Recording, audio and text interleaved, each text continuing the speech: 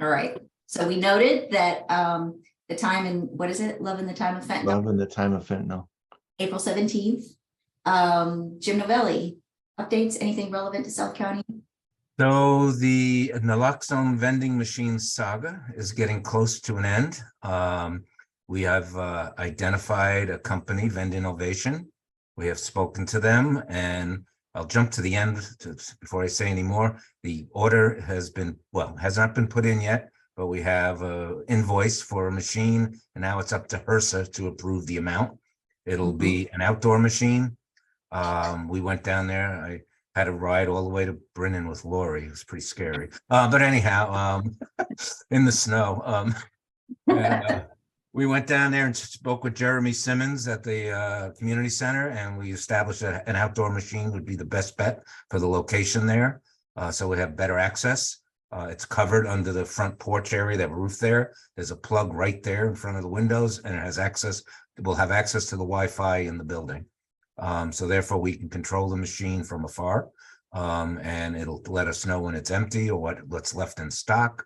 And we'll be able to set up random numbers to be able to be given. I also understand there will be an emergency number on the side of it, that if somebody doesn't have the tools you have phone or any other way to communicate with the machine, they can press that emergency number, put it in, and get a dose.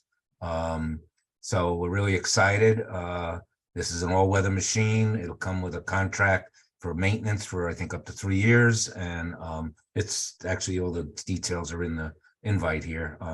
But so if HRSA says yes, it's a reality. It's just getting delivered, manufactured, and it actually finally came to fruition. So I'm pretty excited about that. So, So yeah, there is a lead time on it. If, once HRSA gives us the okay, I forget how many weeks, but it's not going to be in a month. It's going to be long, but it will definitely, if HRSA goes along with this, it'll definitely be in. Yeah. Since it's an outdoor machine, it'll take a little bit more time for manufacturing. There's a little more complexities to it. So, but hopefully, I was amazed that when we talked to Jeremy, he said that during the summer, they have like 3,000 visitors stop by at the community center. And so I'm thinking, well, having that machine available there will be just amazing, so we'll see. Great news. The other thing I'm excited about is Jeremy Simmons is construction capable. So the getting it put in, I feel like we've got somebody good there, kind of tabs on how it's getting put in. It'll be bolted into the concrete pad that it'll be sitting on. So have you talked to Central County at all about this, just to make sure everyone's cool at Central Services? Jeremy runs the community center, but capital improvements do need to go through Central Services. So just having a conversation with them, Matt Court, would probably be a good part of the due diligence. Yeah, there really be very little. There will be very little modification of anything. It'll just sit on the pad there. That's that front concrete, and then just drill. He said we could just drill concrete bolts into it to hold the machine down. So that's why we have these meetings though, so that we know that Matt Court, and we should be talking to him. So yeah, just keep him in the loop. Yeah, I would just call the county. I mean, you can just email them and reference that I said you should just touch base on this before you do it. It's, the same convention as all of us, import@co.jefferson.wa.us. Okay. And it's COUR or COR? COURT. Okay. The basketball court. We won't hassle Tim until we know HRSA said yes, but yeah, sure, that's sounds good.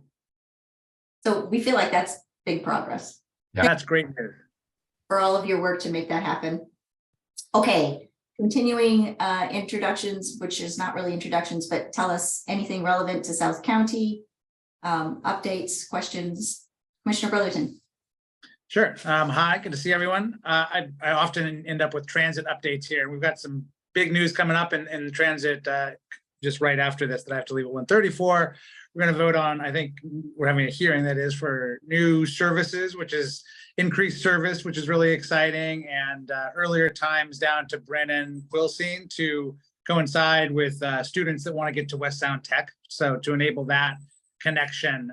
So really impressed with how responsive the new leadership team has been to community desires. A lot more dial-a-ride visits to Maristone and Collar Point and some of those areas that aren't really served by transit as well.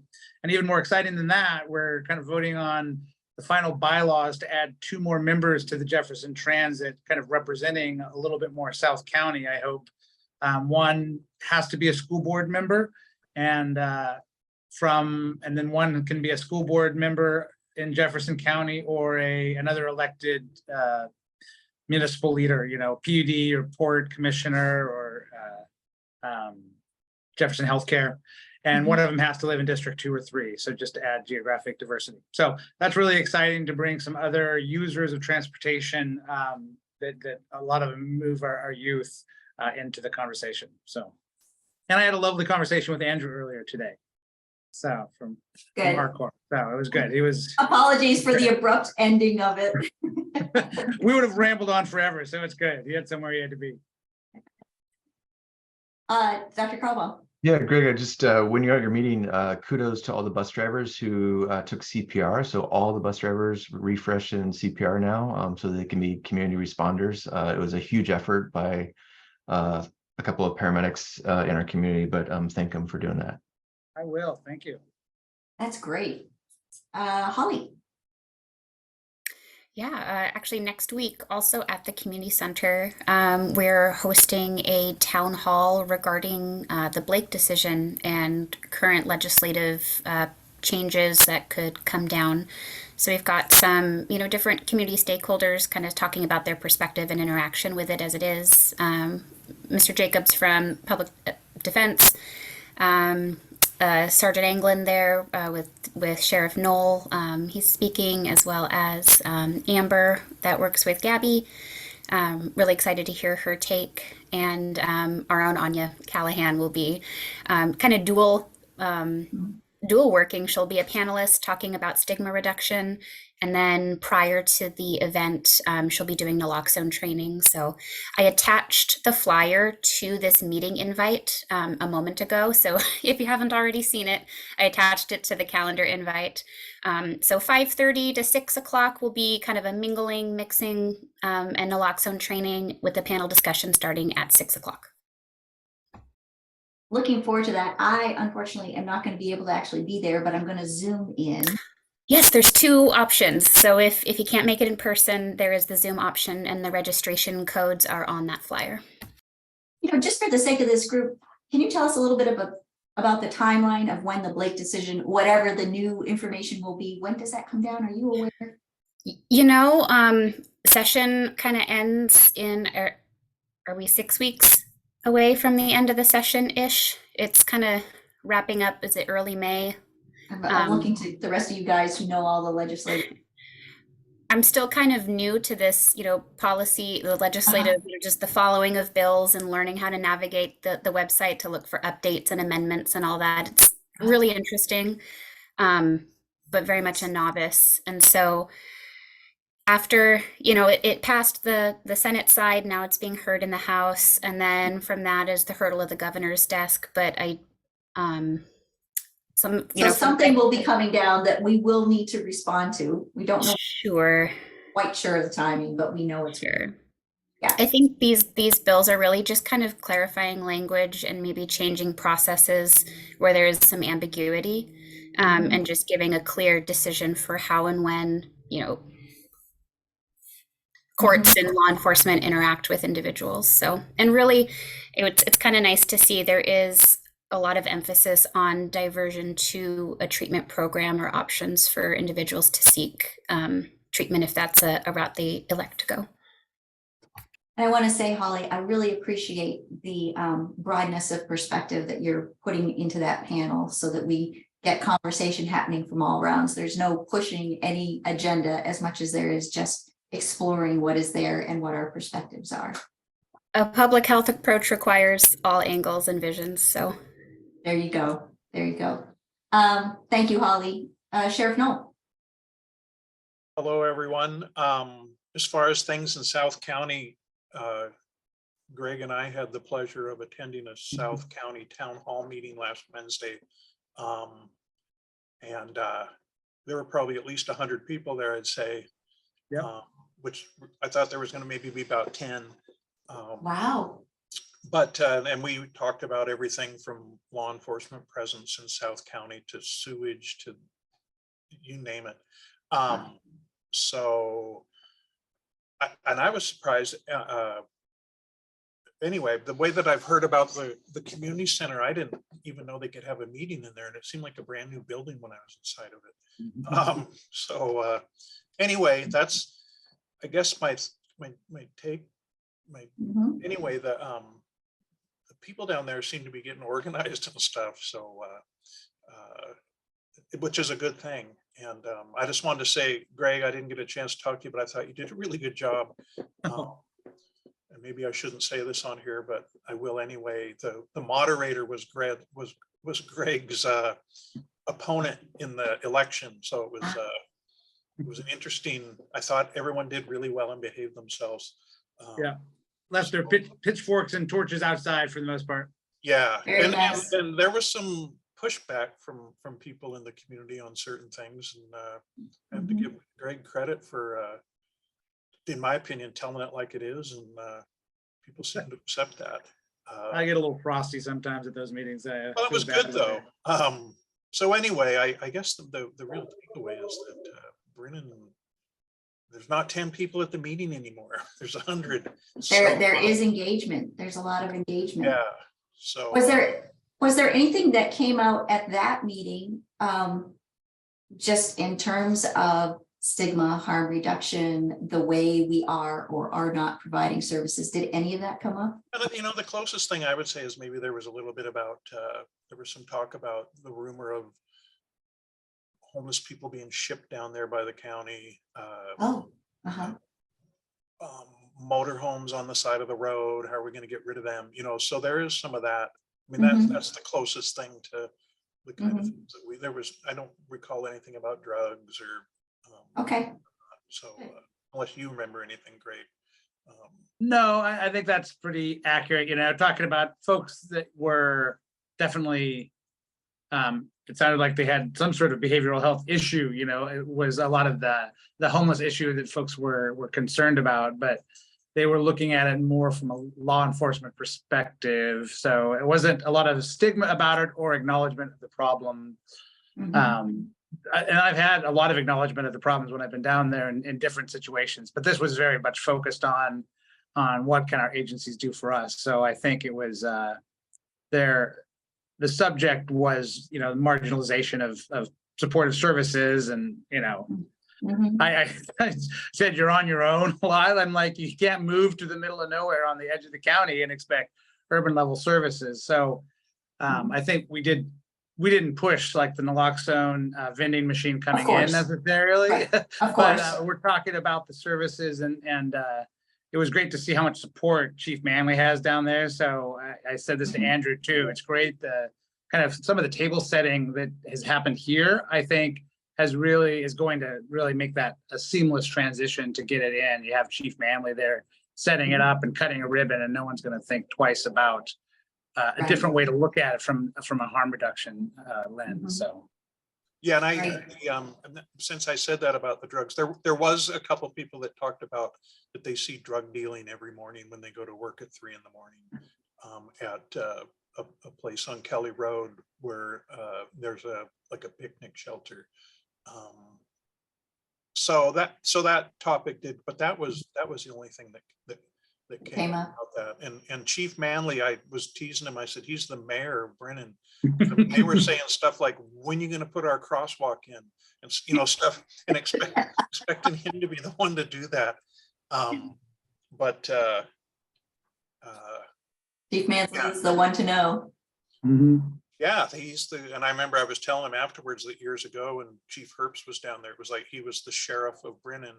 Was the idea that the people, you know, they're down there by themselves, and he's like the official person that they see every day that's around. Right. So anyway, it was good. It was, you know, I thought it was a good meeting, and being around here a long time and just seeing how many people were involved was amazing to me. And like Greg said, you know, I kind of, you know, I was saying, you know, I said in the old days, people moved to Brennan because they didn't want to see law enforcement. You know, now it's different. you know, so just like expecting the services and whatnot that aren't as plentiful. The other thing, and I'll be quiet here in a minute, but that I like what Greg did is a couple times he said, people were going, what about the people that took care, why don't people take care of the flower pots anymore, this or that? And Greg reminded them a few times that, hey, we have meetings and no one comes to them. So, and that volunteers took care of the flower pots and whatnot. So it was a reminder that I thought. Maybe that vending machine should come with a full flower pot. Yeah, who's gonna clean it? Yeah. There we go. There we go. Anyway, Thank you, Sheriff Knoll. Good to hear about that and some summary of what came out of it. Gabby. Do we have any updates down there? Nope, we're just continuing to provide services. I am going to go to the town hall on Monday with Amber. She is speaking at that. She's pretty excited and nervous, but she'll be fine. Other than that, though, excited for this vending machine. I think it'll be a good opportunity. I know there are a lot of visitors that come through that area, so it'll be a good opportunity for people just to pop in there. We do have naloxone on our mobile unit, in case anybody needs some. I think we have handed out a few boxes down in South County. Overall, though, it seems like the communities down there are actually very welcoming, which I am consistently just in shock of, because a lot of times smaller communities don't like outsiders, and I'm an outsider. So, you know, it's always just nice to see people. Everybody out there is very friendly. We still get people that just stop in just to see our unit and want to look around, and a couple of those people have actually like signed up for services, so it's been good. Yeah, overall it's going good down there. Question, Sheriff Knoll? yeah, I had a question for Gabby. Not that I'm looking for names or anything, but what kind of people pick up the naloxone? I guess, are they probably a variety, but are they like family members of people that use? Or are they users, or you know what I mean? It's actually kind of split down the middle. Somebody's mother, and I'm sure if I said the name, you'd be like, oh yeah, I know that person. That person's mother has actually come twice. And then just people that are using or know people that are using. I think a lot of the people down in South County that I've encountered, most of them actually have been on meth more than opiates, but they know people that are on opiates. And so the couple that we've handed out to people that knew people are just more like, I don't want to get fentanyl in my mouth, but also I want to have it just in case. But you just never know. I mean, we get people that just knock on the door and it's like, I need this right now, and give it to them. Are you passing out fentanyl test strips with your naloxone? We pass them out if people request them, but they're not in, and I didn't put them in the bag that Anya gives us, because she's given us her little plastic pouches of supplies, and it's not in there, but we do have some, and we do have them available if people ask. I've had 2 people ask, and both of them were people that do stimulants that didn't want fentanyl in their drugs. But unfortunately, fentanyl is becoming like what people are actually seeking, versus it's not like it used to be a scary thing, and now it's unfortunately What we're looking for. What about, do you have more business in Quilcene or Brennan? I think in Quilcene, actually. In Brennan, we get more like random people stopping in just to see what we're doing. In in Quilcene, we have more people that are actually like signing up for services. Is there signage that says you have naloxone or anything like that? I mean, or are people genuinely sort of, what is that doing there? In the beginning, they were like, what is that doing there? Is this a taco truck? What is this? And so we got a lot of people that just stopped in to see what we were doing. We ended up getting a sign. So we put a sign out. I started sending my outreach team out there pretty regularly just to hand out flyers and hand out information. We have an agency Facebook page that we pretty consistently like post stuff to, and joined the little Quilcene and Brennan community pages. I don't do Facebook, so somebody else manages all that. So I have no idea, but it happens. Good. And so we kind of just post like, if we're going to be, so we've had to close in Brennan a couple times because of the pass going over there, which I didn't know was even a thing until we got out there. So we just post whatever information we have, and And that people works. seem to be very receptive of us. Great, great. Chief McCurran, I see you joined us. We're just going through if there's anything you'd like to update us on or questions that you have that are relevant. No, I think we're good. I know I heard you talk about the vending machines. Are we still looking, Lori, at maybe putting one of the little boxes down here as well? We are looking at it. We have not moved on it. So as Anya has gone into public health, we're kind of a little bit figuring out, okay, so how does this work? And we'll figure that piece out. And I did hear you say you want to put one on the Quilcene firehouse. Yeah, we're gonna put, there's a little alcove and we can put it on the alcove and put some in there. And Abby, what Gabby just said, where we got more here in Quilcene, we're seeing more. And I'm telling you, and Dr. Carwell can echo this, it's taken more Narcan to bring them back around. They're putting more stuff in there and it's taking a lot more Narcan than the normal. So a lot of us are, with the last one we recently had, not only did we use ours, but we used law enforcement's as well. So thanks, Joe. We appreciate using some of your, hopefully you got it replaced. If you didn't, let me know and we'll get you some more back in there. But we used 2 of yours as well. So. And be aware that the vending machine the boxes that it will have 2 doses in the box. Yeah. Here, sometimes it's more than 2 doses, even if we're going to be needing. And I'm not so concerned about the fentanyl test strips. I'm kind of like Gabby is. I'm a little reluctant, Doc. I know you want the fentanyl test strips in there, but I'm not overly comfortable with that just yet. I think we don't want to just having the test strips and fentanyl and somebody touching the wrong stuff. I don't know if that's the right message or not. So.